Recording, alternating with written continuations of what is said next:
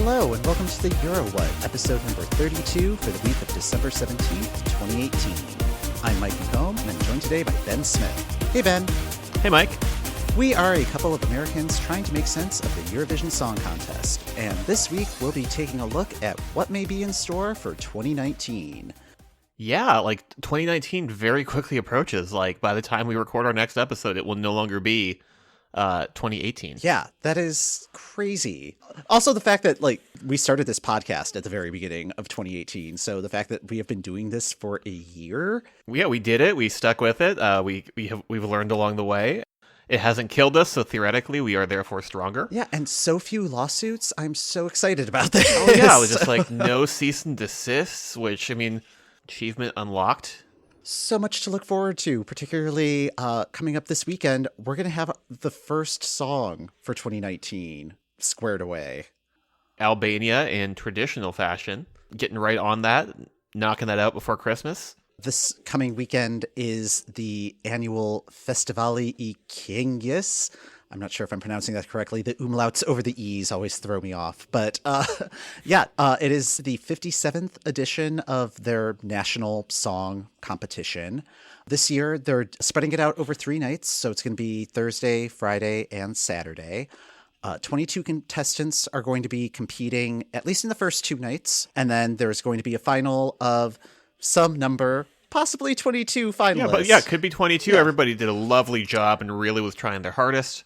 It could be 2 of them because everybody got sick after eating at the buffet. A little loosey-goosey with the details, which kind of happens every year, which makes Albania's process interesting to watch. But this year, the way they're kind of switching things up, the first night they're doing the Albanian National Symphonic Orchestra performance. Typically, this festival is just they perform the songs. There's a huge orchestra that's playing. The songs aren't necessarily in Eurovision style. It could be a 5-minute song. It could be a 2-minute song. There aren't any sort of restrictions in terms of time. Yeah, and I feel with Albania, so often we see some of the most change between the original version and the actual version that we see at Eurovision, just because they have to figure out, okay, are we going to do English lyrics? Mm-hmm. How many minutes do we have to cut down to fit the time limit, etc.?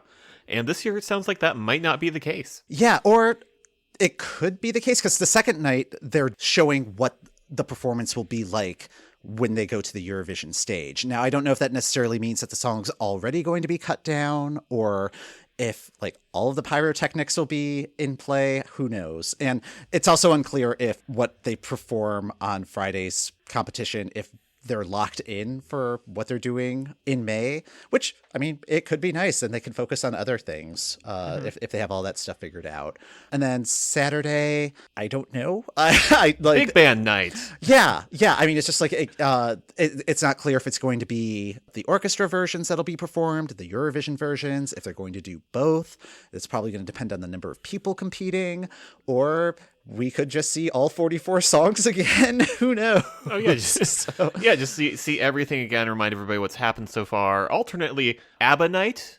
Just get a fun covers night in there. Yeah, well, maybe Benny and Bjorn are doing a tour of Europe. They started at X Factor, and then just flying over to Albania and just kind of hopscotching around as the national finals play out. Good way to get some travel miles in. So some good travel miles, some good promo. The rule is that you either get Benny and Bjorn or Agnetha and Ani free, but not all 4 at the same time due to issues. The competition will be live streamed, so that'll be happening. I have not seen the actual time of when it's supposed to start. I think typically it's been 2 p.m., 3 p.m. Eastern time previous years. But yeah, if you keep an eye on our Twitter at Eurowhat, we'll have that information as soon as we know what's going on. And you can always have it playing in the background, hidden window on your work computer as the competition plays out. So at least that's what my plan is. So okay, yeah. Albania is not the only country kind of getting themselves ready. Spain also has songs, at least in the works. Mm-hmm. If I remember last time we talked about how Operation Triunfo was happening and had contestants, and they have theoretically lost some contestants at this point. They've eliminated some people. Mm-hmm. But there are 17 songs which are assigned to the remaining contestants. Some of the contestants have been paired up. Some of them have more than one song. So lots of different permutations and combinations of singers and songs going on. Yeah, and I think some of the contestants might still be up for elimination. The actual competition for these songs won't be happening until January, so it's possible that songs could be selected of contestants that won't actually be on the show anymore when they actually are competing for this. So interesting. Yeah. Okay. Snippets of the songs are scheduled to be released on Thursday, and then the Spanish public will be able to vote on those snippets, and then whichever 3 songs win the public vote, those will go on to compete in the national final, and then the producers will round out the field with 7 more entries. So 10 songs total will compete. Okay, so 17 songs now, which will become 3, to which 7 new ones will be added. Yes. Clear as mud. Yeah. Math is fun, isn't it? Yeah, so I'd say, why not just knock it down to 10 songs? 17 is a very large number. I mean, I guess the producers just want to make sure that there's like nothing hinky going on with voting, because I believe it's all online voting, and that's only so it's very secure. easy to stuff the ballot box. Yeah. This is sort of what the process was for choosing their song this year, and I think it worked, even though the song that was selected didn't do all that well. I think that they at least had some decent choices on the table. Mm-hmm. They just chose wrong. And really, that's what you want, because like the audience is going to be the audience, at least if you've done your job and feel good about the song you've sent. That's what counts, right? Mm-hmm. Nope, winning counts. No. Yeah. Hopefully, the full versions of those songs will be available pretty soon, either like once the snippets are released or after the public voting has wrapped and they figured out what those 10 songs are. And then we can add them to our Spotify playlist, which is really coming together nicely. Like, I think there's about 125 songs, give or take, that are like out in the wild right now from the very few selection processes that have gotten underway. And we have more than 40 of those songs available on our list. Like, I've been combing through like every day to see if there's anything new added. And yeah, we've got stuff from Estonia, Latvia, Hungary, and France. France is interesting. So are they doing a selection this year? They are doing the Destination Eurovision format again, or at least they're calling it Destination Eurovision. I think they're doing some tweaking to the format. So it's, first of all, I think all of the shows will be live instead of like the weird pre-taped voting. Like all of my memory of watching the one episode I did just came flooding back. I'm like, yes, retool this. Yes. It seems like they've got a pretty varied selection so far. Again, I've only been able to hear like a handful of the songs because there's only a handful available, but there are songs in French. I don't know. They've got hooks. Like they are checking boxes. So the songs from France are in French. Color me surprised. In more exciting Spotify news. Yeah, our podcast is on Spotify now. Yeah, that was an exciting development to happen. So if you prefer to listen to your podcast on Spotify, you can just do a search for Eurowhat, and our show should get on there, and you'll be able to follow it and not have to worry about missing any episode, especially once we switch over to a weekly format in the new year. Once the competition comes back in full force, so will the wave of episodes that will land into your Spotify. Yes, you will not be able to get us out of your ears. So Okay, so for our main topic today on the show, I thought what would be interesting to do, given that is the end of the year and this is our last episode for 2018, I thought it would be interesting to talk about our year in music, since Spotify has officially dropped their 2018 edition of Spotify Wrapped, which sort of gives you all of what they claim your top 5 songs and top 5 albums, artists, whatever are, although I had some disagreements with mine. Like, how did yours turn out, Mike? Mine came out a little weird, and I'm wondering if there's also differences between like the desktop app and the phone app, because I think I have seen differences between the two. Some surprises and some real question marks. So I feel like you posted this to our Twitter account, but like you had like a particularly Eurovision heavy year in listening. Yeah, of my top 5, 4 of them were competing at Eurovision, and one of them tried to compete at Eurovision. Okay. So the top item on my list was Fuego, Cyprus's entry, which really, that comes as no surprise.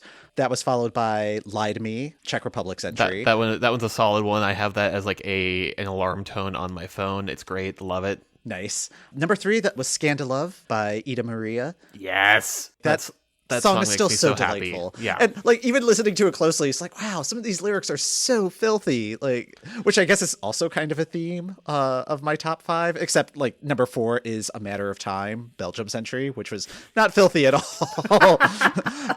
maybe that's why it didn't do so well. Oh, Maybe it just cynic. needed to He be tried. yeah. And then number 5, which I'm still trying to figure out how it got up there, was Alexiev's Forever, Belarus's entry. Okay, And, yeah. yeah, the only thing I can think of is like Belarus chose very early last year, and back when there was only a handful of Eurovision songs, like it probably just got caught up in the random loop more frequently than the songs that got selected in March. Okay. Yeah, like that one, maybe not the favorite, but that it sort of won out just by longevity on that playlist. Yeah, I mean, I think it's just a matter of math. It's taken me a very long time to get to a point on the list where it wasn't Eurovision associated in some way, shape, or form. And I'm pretty sure the first one might be Dua Lipa. Okay. But even then, that was a song that got added to my list after spending some time in Spain on my Eurovision trip. So it's still like sort It's of still connected. Eurovision adjacent music. Yeah. Okay. So, Although, interestingly enough, the winner did not appear there. true.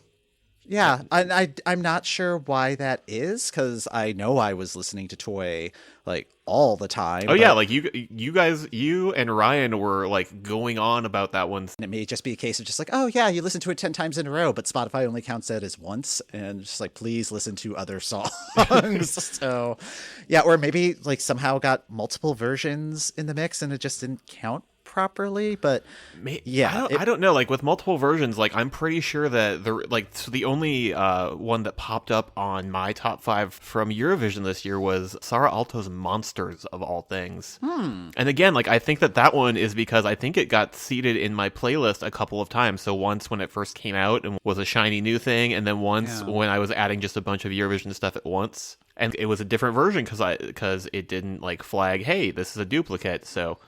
yeah. Maybe that weighted it just a little bit heavier in terms of plays. Yeah, what else was in your top 5? My top 5 was interesting. So the top rated artist was Churches, this Scottish band, electropop, doing pretty well. Just had their 3rd album come out, and like I don't remember listening to them that much this year. But on the other hand, what I do for my playlist is I sort of start at the top of the year where I sort of seed it with a bunch of stuff that I like, and then as new stuff comes out on a weekly basis, add stuff here and there. Mm-hmm. I think rather than like my top 5, I think some of the theme, like, I don't know, like looking at sort of themes in my listening, there's a much more global approach to pop, and I don't know if that comes from watching Eurovision for like 8 or 9 years at this point. A lot of super interesting pop stuff was happening this year from Europe. So like you have just from the Nordic side of things, I have Sigrid, who was the winner of the BBC Sound of 2018. In January. Yeah, like that put her on my radar, and then she had one EP come out, I think probably late last year, but released another EP over the course of this year, has her debut album coming out next March, where it's super fresh, super relatable pop. The new song out right now is called Sucker Punch, and it's very good. But then like the other big kind of Nordic artist coming back, Robin. Robin is back. And that album is delightful. So good. I like the way that album progresses and sort of starts in a very familiar place with Missing You. Like Missing You feels like it could have come off of her, off of Body Talk. Mm-hmm. But then sort of also goes to all these other places in between. Yeah, it's certainly not as aggressive as Body Talk was, Yeah. which like kind of caught me by surprise because I loved Body Talk. And I think I was just expecting it's just like, oh, Body Talk, but the next level. But it's like, oh no, this is much more like this is a totally different mood. And well, yeah, like in 8 the years later, yeah, 8 years later, and then just reading articles as they were coming out, all these interviews with her where she was talking about the album and talking about what happened in the 8 years, where she was talking about how this was going to be softer and this was going to be more club focused. Mm-hmm. Could hear all those things in the album when it finally came out, and like really liked the shape it took. It's such an organic listen that my first listening to the whole album, it was just like, oh, like you really don't hear like the changes of the songs, like it just it transitions so smoothly. It flows really well. It's like a full album listen, but like I'm finding that as it sort of like plops in randomly with my playlist, like I noticed some of the things I didn't notice when I was listening to things in sort of like the full span. Elsewhere in my listening, I don't know, like I'm really, really fascinated by British pop music. Mm-hmm. This year is no exception. Like there's a lot going on with it. Like the 1975's "Love It If We Made It" is probably my favorite song this year. Oh, nice. It's really, really weird. Like lyrically and structured. It's just sort of a very simple bass line and some synths that are kind of intensifying over the course of about 4 minutes. And it's very stream of consciousness lyrics that feel like just like ripped from the news. Huh. The hook is just, and I'd love it if we made, modernity has failed us, and I'd love it if we made it. It came out around the time I was doing a trivia thing in Las Vegas, and apparently, like, it's just like the perfect music to like wander sort of a neon lit casino floor and feel kind of sad about. That one, and then Arcade Fire's "Put Your Money on Me" are just like good casino strolling music. Apparently, elsewhere in the UK, some really, really good kind of R&B inflected pop from both Years and Years, who had the second album where they're doing like a weird sci-fi concept thing with it that works somehow. And Chloe Howell, who I've been waiting on a debut album from for like 3 or 4 years now, and just kind of got lost in the label system and then sort of set out on her own, came back out with an EP this year that's just fantastic. Oh, nice. The first track that came out off of that, Work, was great, but then I'm not sure if an EP can have deep cuts because it's only 4 tracks long, but Out of Luck is just like another one of my favorites. And then French pop. French pop has been really, really interesting because I tend to not like France's choices of entries, and that includes this year's.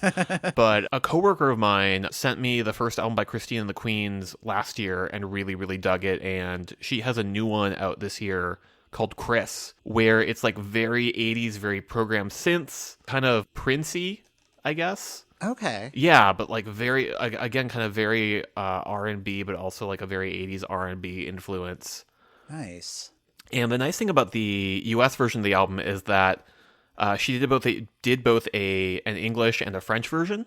And at least in the version I picked up, it gave you all of the tracks, so both versions. And it's been interesting for me as I've been listening through it, and again, as things have sort of gotten shuffled on my player, what songs work better for me in English and what songs work better for me in French. Interesting. The second single that got released before the album came out, Doesn't Matter, is like my jam off of that album, where it just builds and has some really, really gorgeous stuff going on with the backing vocals. There was an episode of Song Exploder about that and how she kind of got there, and like these kind of very stream of conscious lyrics and everything going on. But I was just really, really intrigued by kind of how global my listening has gotten and how global pop has sort of kind of taken over, even if Eurovision songs haven't taken over my playlist. I'm much more playlist oriented, I find, than album oriented. Like Robin was such an exception this year because it's like, oh, it's Robin, I got to hear everything that she puts out.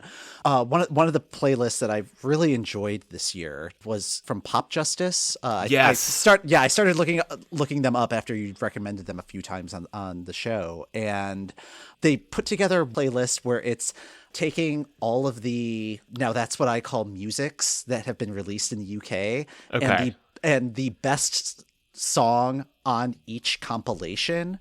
So I think it was in recognition of the 100th edition of Now That's What I Call Music. So it's 100 songs. Yeah, it's a really interesting mix. Like, and it goes really far back. Like it goes all the way to like the mid 80s, which is like, because like I was thinking back to like the American version of Now That's What I Call Music, and I think number 6 came out when I was still in high school, so that would have been like the late 90s. Yeah, I mean it's a really varied list, and it's fun listening to it. It's like, oh yeah, this was a really good song, which is like, this song, what else was on the album that was the best one? Was the choice pick. Yeah, let's see, the Pop Justice playlist that I subscribe to and I check in on from time to time is their New Music Friday one, because they will have all of the pop singles, including all of the British ones by groups I don't know, but sometimes find are great. Mm-hmm. One of the cool things that we do at work on Fridays is there's a public playlist that's posted with a different theme, and everybody's allowed to add one song to the playlist based on that theme. So like a couple weeks ago, it was songs that use a sample. And then the following week, it was songs that have been sampled. So it's kind of getting both sides of the equation there. And I usually try to sneak in Eurovision stuff whenever I can. With a company, like my company's about like 400 people at this point, but just getting all of the different points of view of music. Yeah. And like all meditations on a single theme. And it could be like a wordplay theme or like a certain tone or a certain mood or every once in a while it's just like, what are you listening to right now? And just the variety from that. I'm just now thinking about how for that pair of playlist ideas for songs that feature a sample and songs that have been sampled, you could therefore then do George Michael's Fast Love Part 1 and Patrice Rushen's Forget-Me-Nots. I submitted Forget-Me-Nots for songs that have been sampled. I'm trying to remember what did I use for... Oh, it's the one that samples Can You Feel It, but it's about the what would she look like with a chimney on her. Okay. Yeah, it was on that Pop Justice playlist. That was how I ended up tracking it down to add to the work playlist. But yeah, that was fun. So Yeah. Anything else that we want to bring up on this? No, I think that's it. I think that's it for the year. I think we're good. Just like, nope. All right. Well, then that's going to do it for this episode of the Eurowhat. Thank you for listening. The Eurowhat podcast is hosted by Mike McComb, that's me, and Ben Smith. That's me. You can find us on our website at Eurowhat.com and on Twitter, Facebook, and Instagram at Eurowhat. If you'd like to contact us by email, we can be reached at esc@whatelseison.tv. We'd love to hear your questions, comments, and playlist suggestions.